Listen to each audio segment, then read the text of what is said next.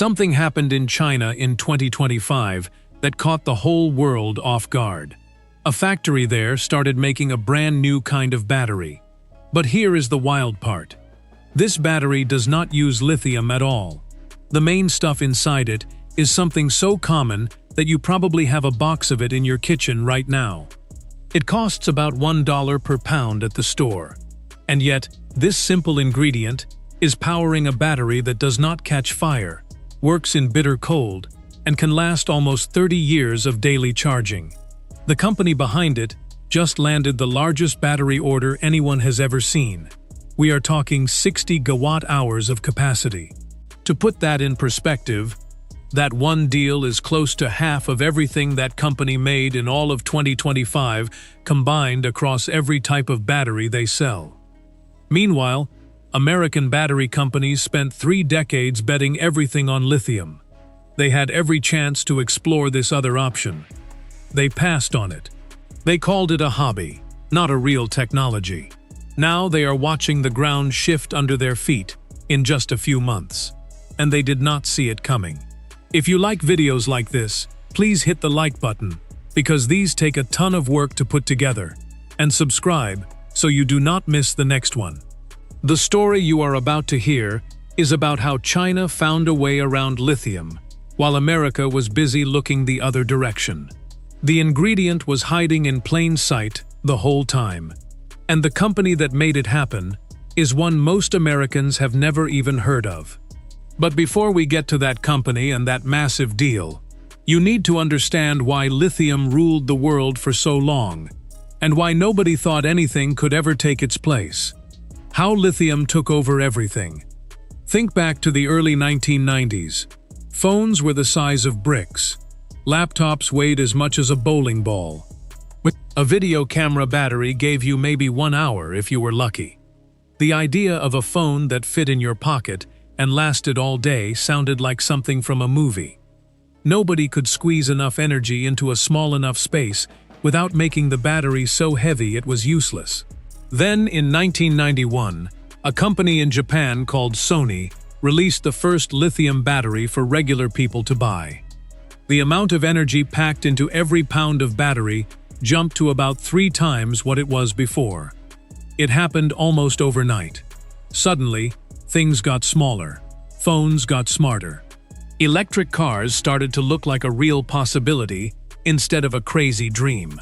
The wireless earbuds people wear today. The thin laptops on every coffee shop table. The electric cars parked in driveways across America. And the power tools in garages everywhere. They all exist because of what Sony did that year. So, why did lithium work so well? It comes down to 2 simple things. First, lithium atoms are super light. You can stuff millions of them into a tiny space without adding much weight. That is exactly what you need for something that goes inside a phone or a car. Second, lithium pushes a strong current. Each atom sends more power through the wire than almost any other element can. Light and powerful. That is the perfect recipe for a battery. For 30 years, the whole world chased lithium. Billions of dollars went into digging it out of the ground, in places like Australia and Chile. Factories got bigger and bigger. Prices came down year after year. Electric cars could drive farther with each new model. It seemed like lithium was the answer to every energy question, and nobody was looking for a different answer. But here is what happens when an industry finds something that works really well. The people in charge stop asking if something better might be out there. In American battery labs, questioning lithium was like questioning gravity. Nobody wanted to hear it. The money was flowing. The factories were humming. The cars were selling. Why mess with a good thing? That mindset is exactly what set the stage for what happened next. Because while American companies were busy perfecting lithium, someone else was quietly working on a completely different idea, and that someone else was not in America. The cracks in the lithium story were already there. The fire problems were known. The cold weather problems were written down. The supply chain issues were easy to see coming. But the profits were too good, and the momentum was too strong. Nobody wanted to rock the boat. So the industry kept going, and those cracks kept growing. To see how bad they got, you just need to look at what happened when lithium batteries met the real world, in ways nobody planned for. The problems hiding inside every lithium battery. You might remember this story from 2016, even if you forgot the details. A company called Samsung made a phone called the Galaxy Note 7. Reviewers said it was the best phone ever. People lined up to buy it. Then, within weeks, phones started catching fire on desks, in pockets, on airplanes while they were flying. In one scary case, a phone caught fire on a nightstand, while the owner slept just 2 feet away. Samsung had to pull every single phone off the market. Airlines around the world banned them. The whole recall cost Samsung $5 billion. It was one of the most expensive product disasters ever. Most people blamed Samsung for making a bad phone. But here is the part the news did not talk about much. The fire risk was not just in that one phone. It was inside every lithium battery ever built. The liquid that carries energy through a lithium battery can burn. Not just a little. It can really catch fire if the battery gets too hot, gets a hole in it, or charges too fast. And it gets worse. When one cell catches fire, it heats up the cell next to it. That cell catches fire and heats up the next one. It spreads through the whole battery pack like a row of matches going off. It happens faster than any cooling system can stop it. Engineers call this thermal runaway. Everyone else just calls it a disaster. Then there is what cold weather does to lithium. When the temperature drops below freezing, the tiny charged pieces inside a lithium battery stop flowing the way they should. They start sticking to the inside walls of the battery like little metal needles. Every time you charge the battery, those needles get a little bigger. If they get big enough, they can short out the battery from the inside, which creates heat and starts the same fire problem we just talked about.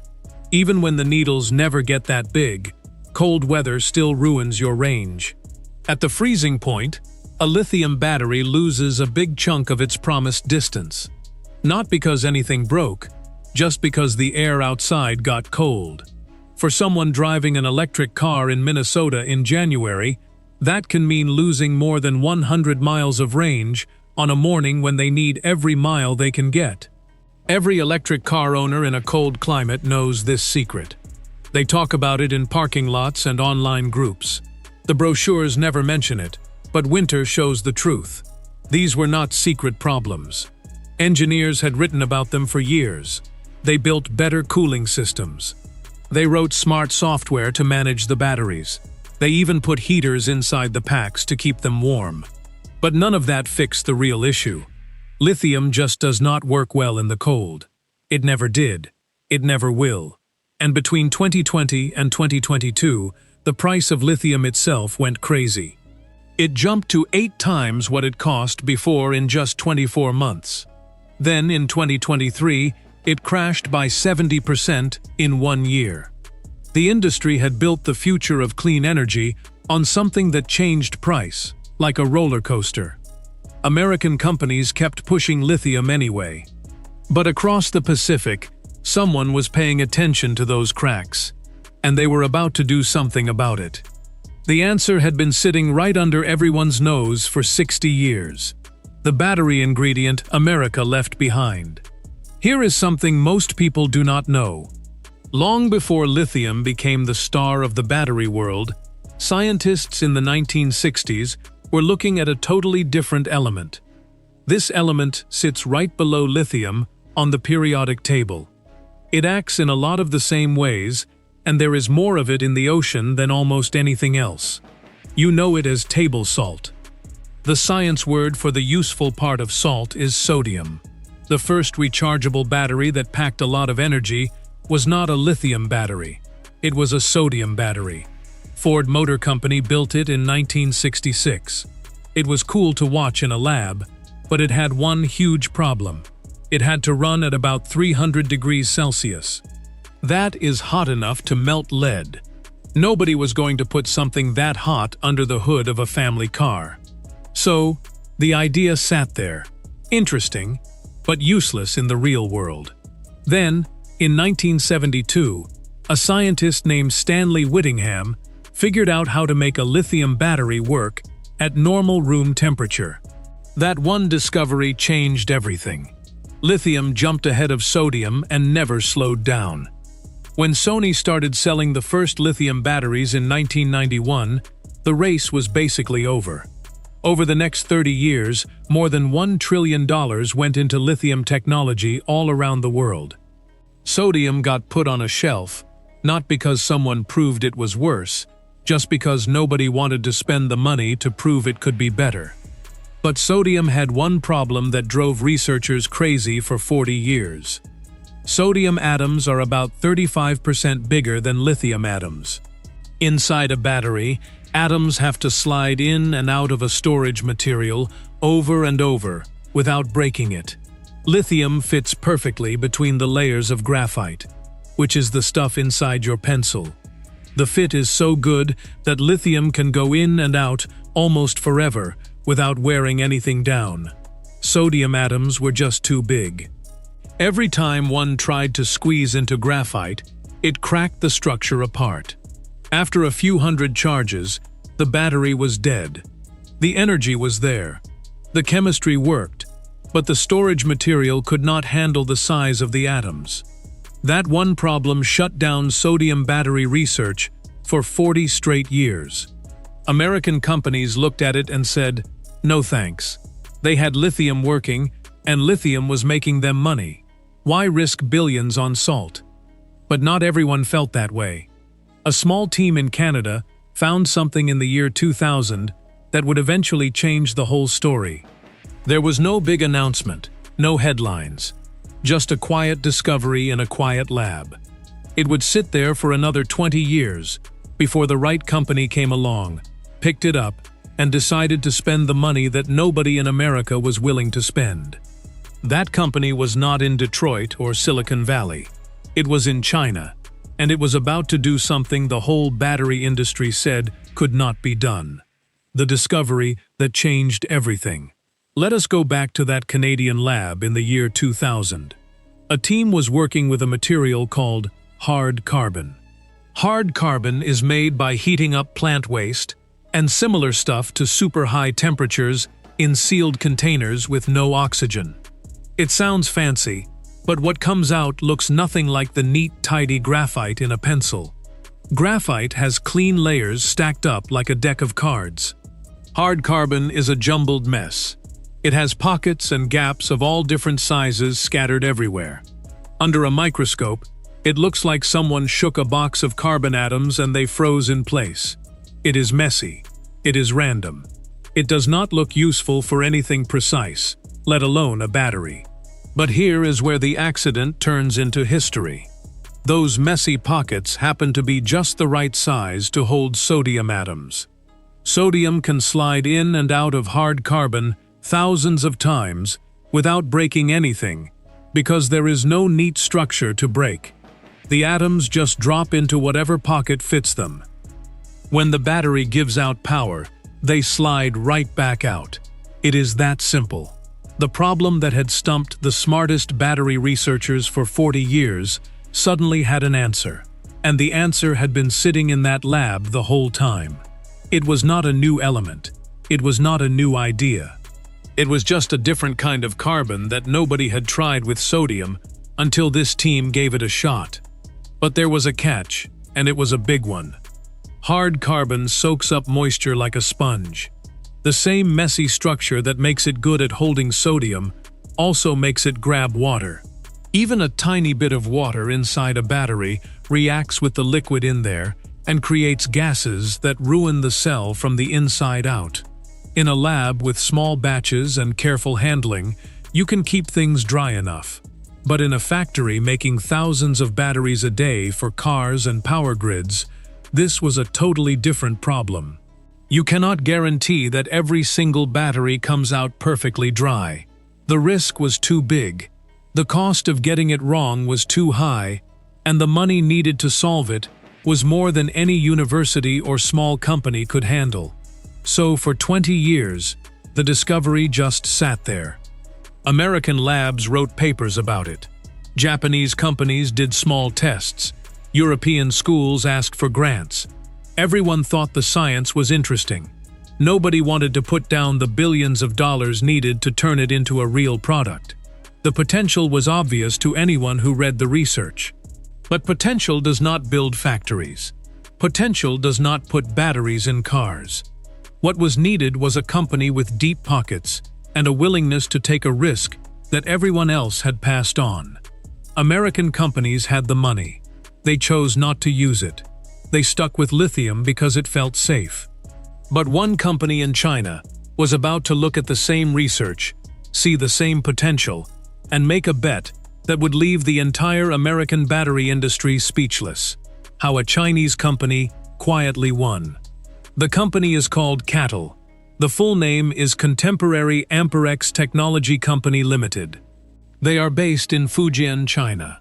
They are the biggest battery maker on the planet by a wide margin. But if you stopped people on the street in any American city and asked them about CATL, most of them would have no idea what you were talking about. Around 2015, CATL made a choice that looked completely crazy to anyone watching from the outside. They decided to spend about $1.5 billion over 10 years to solve the hard carbon problem. American battery companies were putting their money into lithium, building bigger factories, and making lithium cheaper. CATL was putting money into something the rest of the world had laughed off as a science fair project. Then they started solving problems one by one, and the details that came out later surprised everyone. Their first big fix was changing the surface of the hard carbon so it would push water away instead of pulling it in. The parts of the material that naturally soaked up moisture were changed so they would act more like a raincoat, letting water roll right off. Their second fix was controlling the size of the tiny pockets inside the hard carbon with incredible precision. Pockets that were too small could not hold enough sodium to store good energy. Pockets that were too big wasted space. Getting the size exactly right, over and over, across millions of batteries, took years of work and money that nobody else was willing to risk. The result is a battery CATL calls the Naxtra. What it does has surprised even people who have been watching this story for years. In a real electric car, the Naxtra gives you over 310 miles of range on a single charge. You can get an 80% charge in just 15 minutes. These are not numbers from a test bench. This is a battery that is being made in large numbers and shipped to real customers right now. The lifespan is something else entirely. The Naxtra can go through more than 10,000 full charge cycles before it starts to slow down. That is about 3 times longer than the lithium batteries it is competing against. If you charge this battery once every single day, it would still work after 27 years. By the time the battery wears out, the car around it will probably have been recycled twice. And then there is the cold weather performance. This is where sodium goes from impressive to just plain embarrassing for lithium. The liquid inside the Naxtra stays fluid at temperatures as low as -58 degrees Celsius. That is colder than the coldest temperature ever recorded in mainland Alaska. At -40 degrees Celsius, the battery still holds 90% of its full charge. Read that number again, 90%. In weather that would make a lithium battery almost useless. For people who drive electric cars in cold places, this is not a small upgrade. This is the difference between a car that works all winter and a car that sits there doing nothing for 4 months. And then there is the price. This might be the most important number in the whole story. CATL is making sodium cells for about $19 per kilowatt hour. Lithium cells cost between 55 times and $70 per kilowatt hour. That is not a small difference. That is a battery that costs about 3 times less being made right now at full scale for real customers. This is the battery that landed that 60-gigawatt deal. And this is why American companies are now scrambling to figure out what just happened. Why America missed the boat. Here is the honest reason America lost this race. And it is more uncomfortable than most business leaders want to admit out loud. The problems with lithium were not a secret. They were written down in research papers for decades. Engineers knew about the fire risk back in 2005. They knew about the cold weather problem by 2010. They could see the supply chain risks by 2015. All of it was out in the open, published and available to anyone who wanted to look. But when a technology is working well enough, and the money is coming in, whole industries fall into a very human trap. They stop looking for something better. Change needs a reason, and that reason has to be stronger than the comfort of keeping things the way they are. American battery companies had that reason right in front of them for 20 years. They chose comfort. They picked the technology they already knew, the factories they had already built, and the profits they were already collecting. Chinese battery companies made a different choice. They read the same papers. They saw the same potential. They decided to spend the money and put in the time to turn that potential into something real. Now that harder path has become the winning path, and America is trying to catch up in a technology it could have led from the start. The sodium battery did not come out of nowhere. It sat in labs and research papers for more than 20 years, waiting for the moment when the world would finally pay attention. That moment came because lithium made it come. Lithium got too expensive. It was too risky with the fires. It was too controlled by a small number of countries.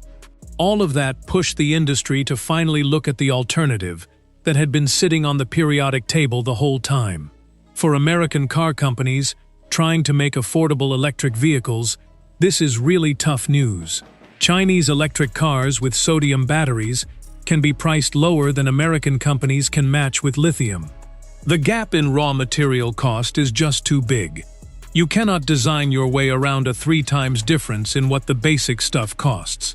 For American power grids being built with billions of taxpayer dollars, the news is just as hard. Those grids are being built with lithium batteries that Chinese factories are already moving past. The storage systems going online today will use batteries that cost more, do not last as long, and carry fire risks that sodium batteries simply do not have.